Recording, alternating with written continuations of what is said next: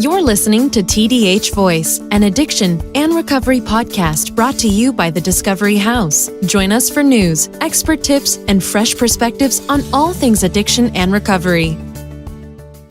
For most Americans, drinking is no big deal.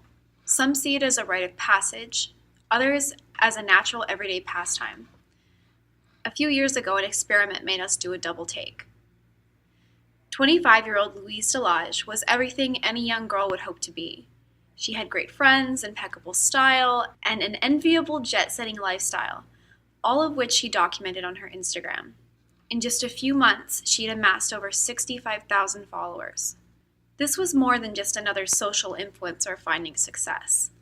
There was a dark theme beneath the perfect facade which the social platform hid so well. As it turns out, the profile of Louise Delage was a fake, set up by an ad agency in Paris to highlight the prevalence of alcohol use in young people. You see, in almost every single photo that was shared, she was holding a drink, or there was one casually placed in the background just so.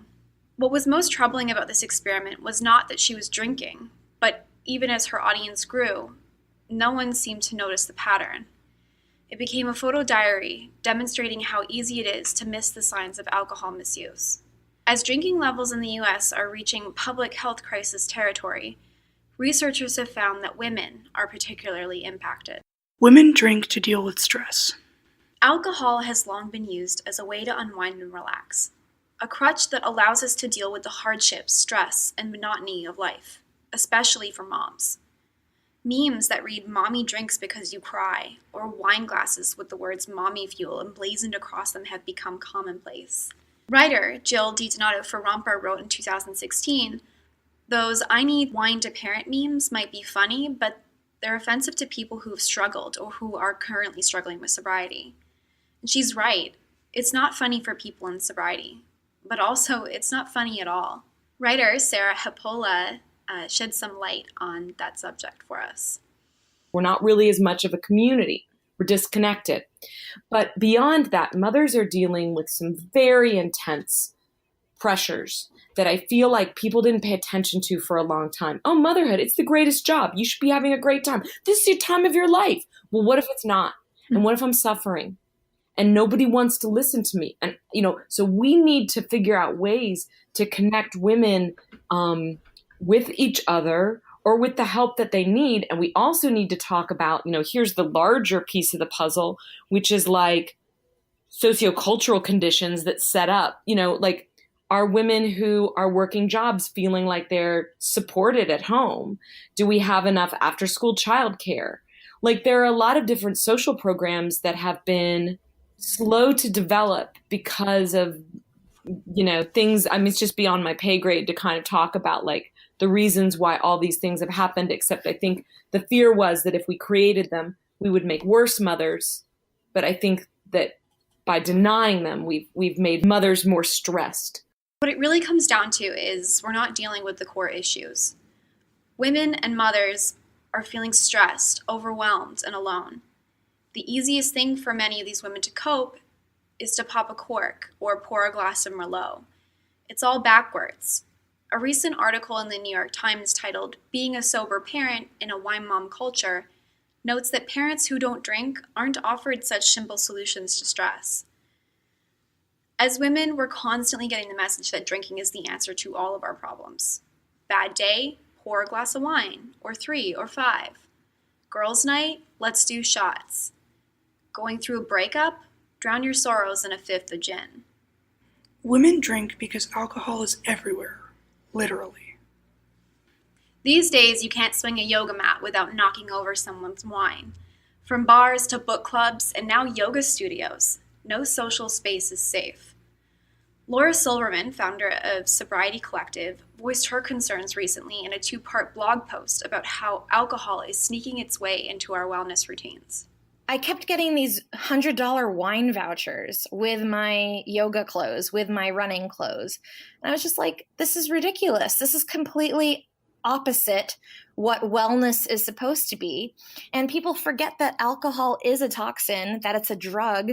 It's become so normalized by our culture that the toxic and dangerous effects of it are completely just overlooked. And so it seemed normal to send the consumer of Fabletics, which is probably like a 20-something, 30-something, or 40-something woman, a wine voucher because, hello, she needs wine because of life. Mm-hmm.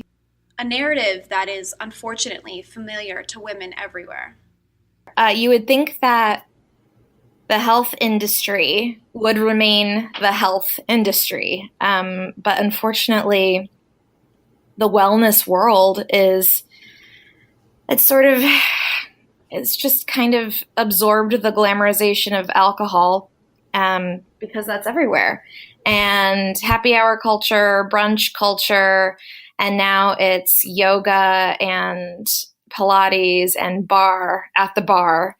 And I don't know when that shift really happened. It just seems like it's kind of been building up over the years. And I think social media makes it worse, because I don't remember it being this bad 5 years ago. Is social media to blame? Was it this bad 5 years ago? We could probably have an entire episode about the impact that social media has had on our drinking and drug use as a country. It's a loaded topic, but let's just skim over the essentials. A recent article in Time magazine noted that Americans, specifically women and older adults, are drinking more alcohol. The article cited a study by the National Institute on Alcohol Abuse and Alcoholism, which compared two groups of people, one between 2001 and 2002, and one from 2012 to 2013. For women, high-risk drinking increased to 60%, and alcohol use disorder increased to almost 84%. Men increased by 15% and 35% respectively. Why is this happening? Well, of course, there are individual and environmental and societal factors. It could point to added stress as a result of income and educational disparities, not to mention that cultural norms have changed over the years. Women drink because it's empowering. It gave me such a sense of power to be able to compete on that playing field. One thing you should know about me is I'm 5'2", and I'm not terribly athletic. So in terms of being able to stand toe-to-toe with men, other than drinking, it was only going to be in the intellectual sphere, which I also did. I mean, I also wanted to go toe-to-toe with men in, who can be funnier and who can be grosser. But like, if you're going to talk about throwing a shot put, yeah, I'm not going to win that competition. Not even close. Looking again to the media, we see a lot of women in power or vying for power, embracing risky drinking behaviors. Popular shows like Scandal, How to Get Away with Murder, and The Good Wife grasp and exploit the trope. Alcohol isn't just a part of the scene, it's a part of the main character's persona, a pillar of the character's life. One can't think about Olivia Pope without picturing an overflowing bowl of popcorn and a filled to the brim glass of red wine. I've stopped counting the number of times I see a woman portrayed as strong and independent by holding a glass of wine in her hand, or dressing like a man, or, holding a glass of bourbon in her hand. I think there's a promo for an Amy Schumer stand-up comedy act where she's literally in a suit, holding a cigar, and holding a glass of scotch. It's just like all the signifiers of male power. And, they're put on this woman who is like, she's not that different from me. She's like a 5'6" woman, who probably wasn't necessarily that physically tough, but she's learned to kind of show her toughness through these signifiers. We are starting to see incremental shifts toward more positive messaging for women and mothers specifically. Movements like Tell Better Stories 2018 are working to do just that. Tell better stories, and challenge the media to produce more thoughtful messaging around alcohol. Just last week, we saw three mothers on NBC's Megyn Kelly Today talk about their struggles with alcohol. What else can we do? We asked writer Sarah Hepola to shed some light. One of the things that this mother's drinking conversation has really brought up, and I think it's so important, is how hard and lonely motherhood is. That's the root problem. And the answer is not, so drink a bottle of wine every night, because that's just an anesthesia. We can take a cue from these women, share our stories, call out the media, support moms when we see them struggling. As Sarah said, we're disconnected, so let's start trying to find ways to connect. If you are a woman or a mother or both, and you're having trouble with drinking, you're not alone. Call our hotline at 877-203-8186. For now, this has been TDH Voice. I'm Lindsay, and thank you for listening. Are you struggling with how to help your loved one without enabling them? Get access to our resource library by visiting www.thediscoveryhouse.com for a free guide on how to help your loved one recover, or call for immediate help at 877-203-8186.